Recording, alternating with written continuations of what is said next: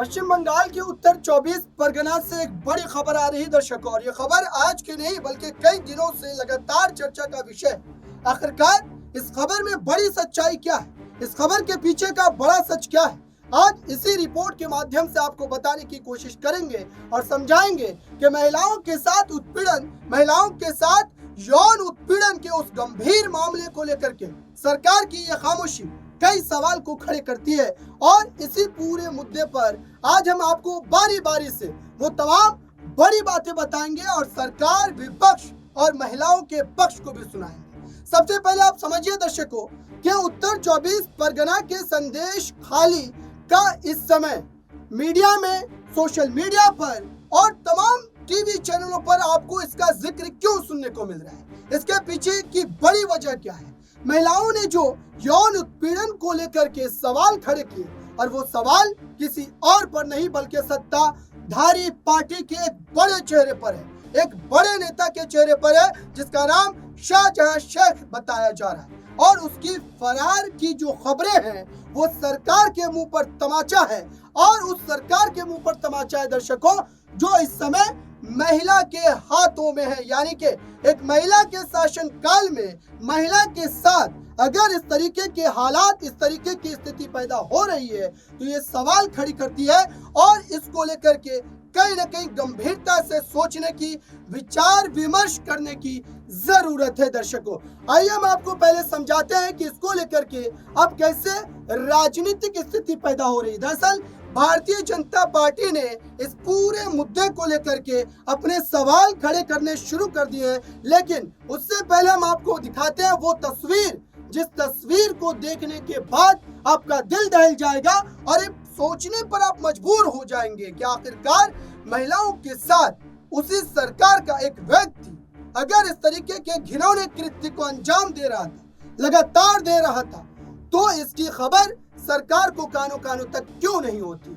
आइए सबसे पहले उस महिला के प्रोटेस्ट को देखते हैं, उसके उस तमाम बातों को समझने की कोशिश करते हैं, उस दर्द को समझने की कोशिश करते हैं जो सड़कों पर निकलकर मजबूर होने पर आप कह सकते हैं कि उनको आना पड़ा, और उन्होंने इस कदम को उठाने के बाद अब भी आप कह सकते हैं कि अपनी शनाख्त को छुपा रहे हैं, वो मुंह ढक करके बयान दे रहे हैं। वो तो क्या ममता बनर्जी का शासनकाल जो है वो इतना ज्यादा डरावना है? देखिए इस तस्वीर को।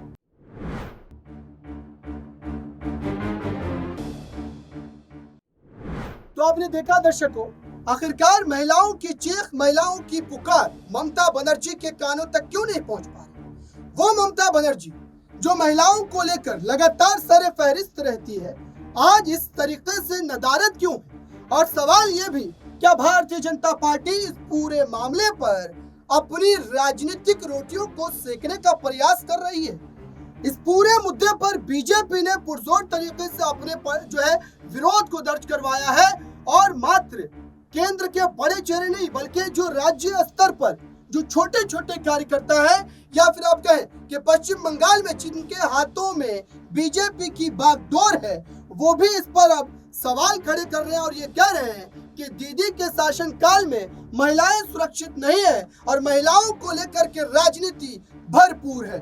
आइए सबसे पहले आपको ये समझने की जरूरत है कि बीजेपी क्या वाकई इस पूरे मामले पर राजनीति कर रही है। बीजेपी ने भी सड़कों पर उतरकर उन महिलाओं के हाँ में हाँ मिलाने की जो है जिम्मेदारी ठान ली है, और इसके एक बड़े एंगल को भी मैं आपको समझाएंगे दर्शकों। लेकिन पहले आप इस रिपोर्ट को देखिए और समझिए क्या वाकई इसमें राजनीति हो रही है।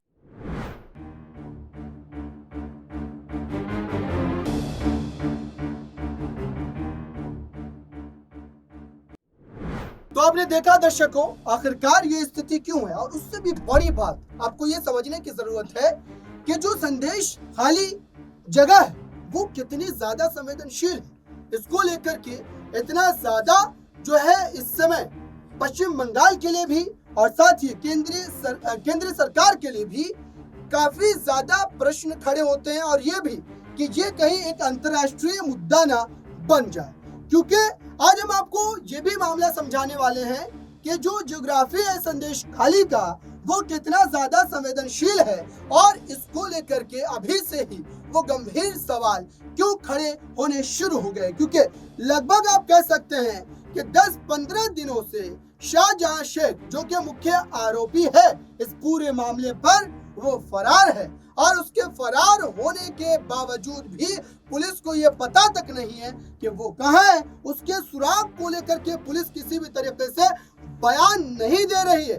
क्या छुपाने का या फिर आप कहें कि उसको बचाने का एक प्रयास किया जा रहा है। लेकिन इस ज्योग्राफी को आप देखिए और मैं आपको बताता हूं कि आखिरकार ये स्थिति इतनी ज्यादा गंभीर पश्चिम बंगाल और देश के लिए कितना ज्यादा है अगर हम यहाँ पर सुरक्षा के लिहाज से बात करें तो। सबसे पहले तो आपको ये समझने की जरूरत है दर्शकों कि जो संदेश खाली जगह उत्तर जो 24 परगना जिले में पड़ती है वो कोलकाता से 76 किलोमीटर की दूरी पर है। और 76 किलोमीटर की दूरी आप सोचिए कि अगर आप अपनी सवारी से भी तय करेंगे तो मात्र आप 1 से 1.5 घंटे में वहां पहुंच सकते हैं। और ये सवाल खड़े करता है अब उस जो है ममता सरकार पर, क्या उन्हें वहां से फरार करवाया गया। और इसके दूसरे पहलू को भी आप समझिए, ये जो कोलकाता की दूरी है दर्शकों, ये मैंने आपको बताई है, वही अगर हम बांग्लादेश के बॉर्डर से इसकी दूरी को मापने की कोशिश करें तो वो लगभग बताई जा रही है 78 किलोमीटर की। और 78 किलोमीटर आप समझते हैं, 78 किलोमीटर अगर अच्छा एक ड्राइवर होगा तो मात्र 1 घंटे के समय पर जो है इस पूरी मुसाफत को तय कर सकता है। और अब ऐसे में जो एंगल है या फिर आप कहें कि जो एक तरीके से लोगों का जहन जा रहा है वो इस तरफ, क्या शाहजहां शेख बांग्लादेश फरार हो चुका है। क्योंकि अगर देश की सीमा में, देश के सरहद में वो मौजूद होता तो अब तक गिरफ्तारी हो जानी चाहिए थी। या फिर दूसरा पहलू कि पश्चिम बंगाल की सरकार जो है ममता बनर्जी की, वो जानबूझ करके उसे बचाने की एक नाकाम कोशिश कर रही है और दिखावे के लिए आईजी को बर्खास्त कर रही है। ঘটনা ঘটেছে, ঘটনাটা ঘটানো হয়েছে, প্রথমে ইডিকে পাঠিয়েছে, তারপরে তার বন্ধু বিজেপি ঢুকেছে ইডিকে সাথে নিয়ে। तो आपने देखा दर्शकों ये जगह कितनी ज्यादा संवेदनशील है। और आइए आपको बताते हैं कि आखिरकार सरकार के द्वारा जो कार्रवाई की गई है वो क्या की गई है। इससे पहले भी इस पूरे मुद्दे पर हम आगे बढ़े और उसको समझने की कोशिश करें, इससे पहले आप ये समझिए कि ये मुद्दा दरअसल शुरू कब से हुआ और इस पूरे मामले को लेकर के अब इतना ज्यादा अफरा तफरी का माहौल क्यों पैदा हो गया है। दरअसल 5 जनवरी को इसी साल जो है ईडी की टीम पहुंचती है उत्तर 24 परगना के संदेश खाली में और वहां पर राशन घोटाले को लेकर के शाहजहां शेख से पूछताछ करनी होती है। लेकिन जैसे ही ईडी की टीम वहां पर दस्तक देती है उसके बाद आप कहें कि शाहजहां के गुर्गे या उसके समर्थक या गुंडे मवाली टाइप के लोग जो है वो इस पूरे आप कह सकते हैं कि टीम को लेकर के घेराव की एक स्थिति पैदा करते हैं, पत्थरबाजी होती है और उसके बाद जो केंद्रीय टीम के लोग वहां पहुंचे थे, ईडी की जो टीम पहुंची थी, वो लहूलुहान हो जाते हैं। और ये तस्वीर भी मैं आपको दिखाता हूं कि आखिरकार उस समय क्या स्थिति पैदा हो गई थी कि आखिरकार शाहजहां शेख के घर पहुंचे ईडी की उस टीम को वहां से अपनी जान बचा करके भागना पड़ा था। देखिए इस रिपोर्ट।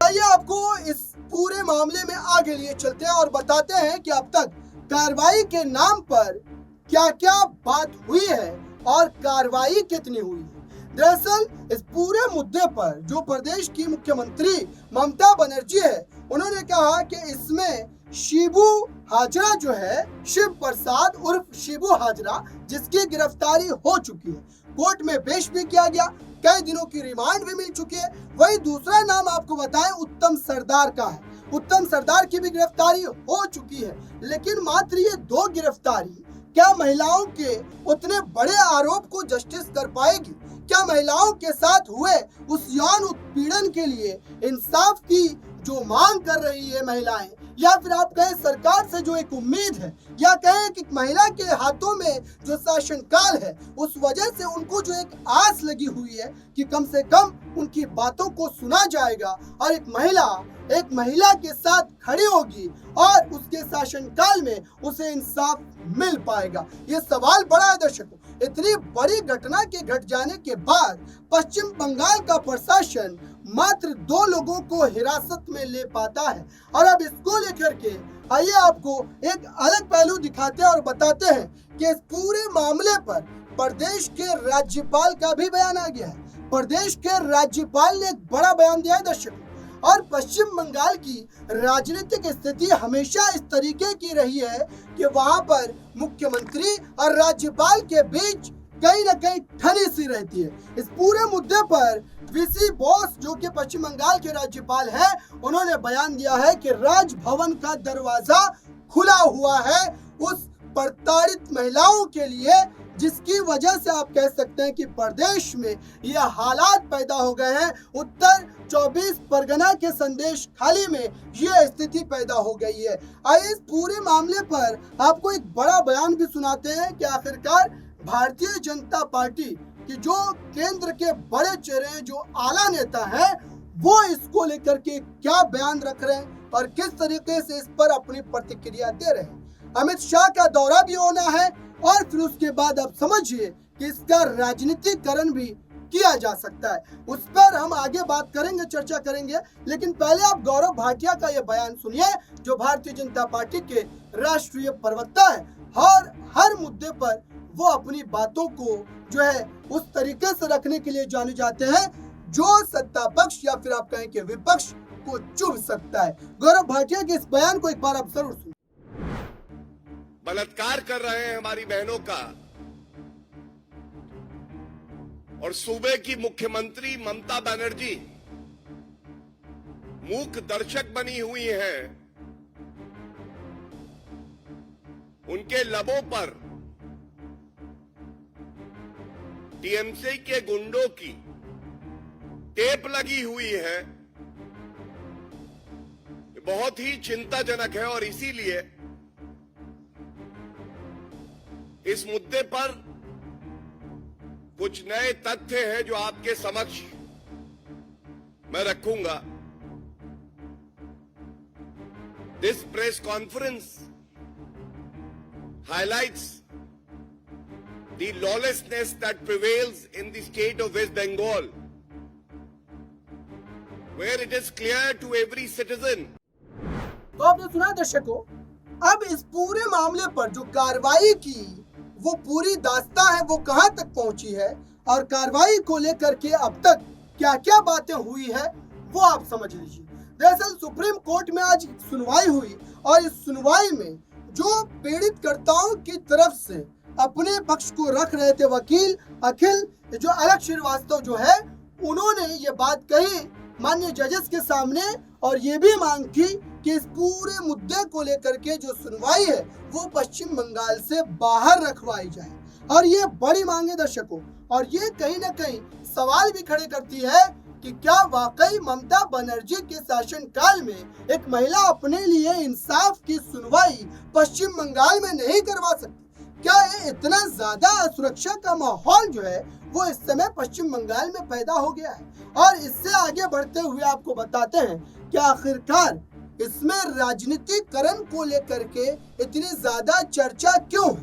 भारतीय जनता पार्टी क्या इस वक्त पश्चिम बंगाल में अपने उस राजनीतिक आंकड़े को बढ़ाने के लिए इस तरीके से इस पूरे मामले को और भी ज्यादा जो है गंभीर बना रही है? और क्या इसको लेकर के लगातार जो राज्य स्तर के नेता के अलावा भी केंद्र के जो बड़े बड़े चेहरे हैं वो बयान दे रहे हैं? क्योंकि ये आरोप टीएमसी का है और टीएमसी के प्रवक्ता, टीएमसी के बड़े चेहरे यही जो इल्जाम भारतीय जनता पार्टी पर लगाते हुए नजर आ रहे हैं। अब इस पूरे मुद्दे पर एक और बड़ा बयान सामने आ रहा है दर्शकों, वो भी आप समझिए। डीजीपी राजीव कुमार ने एक बात कही है, उस बयान को आप जो है एक तरीके जो टेक्स्ट के माध्यम से मैं दिखाने की भी कोशिश कर रहा हूं। आप देखिए, राजीव कुमार जो डीजीपी है पश्चिम बंगाल के, उन्होंने कहा है कि इस पूरे मामले पर अब तक 18 लोगों की गिरफ्तारी की जा चुकी है। उन 18 लोगों में भाजपा की तरफ से भी लोग हो सकते हैं, टीएमसी की तरफ से भी लोग हो सकते हैं और आम लोग भी हो सकते हैं। 5 जनवरी की उस घटना का तालमेल ममता बनर्जी को इतना ज्यादा परेशानी में डाल देगा, ममता बनर्जी ने यह तस्वर भी नहीं किया होगा। लेकिन अब चुनावी साल होने की वजह से इसके कई राजनीतिक मायने निकाले जा रहे हैं। दर्शकों, फिलहाल इस पूरे मुद्दे को लेकर के सुप्रीम कोर्ट में सुनवाई हुई, सुप्रीम कोर्ट में कई मांगे रखी गई। अब देखते हैं कि सुप्रीम कोर्ट का इस पर क्या आप कह सकते हैं कि पक्ष आता है, क्या आदेश जारी किए जाते हैं और क्या पश्चिम बंगाल की मुख्यमंत्री ममता बनर्जी को इसके लिए तैयार रहने की जरूरत है, क्योंकि संदेश खाली की ये घटना कई तरीके से उनके लिए अब प्रश्न चिन्ह बन करके खड़ी हो चुकी है। और ये देखना होगा कि इस पूरे मुद्दे पर वो कार्रवाई के नाम पर मात्र बातें बनाती है या फिर वाकई कार्रवाई कर शाहजहां शेख को जेल की काल कोठरी में बंद किया जाता है।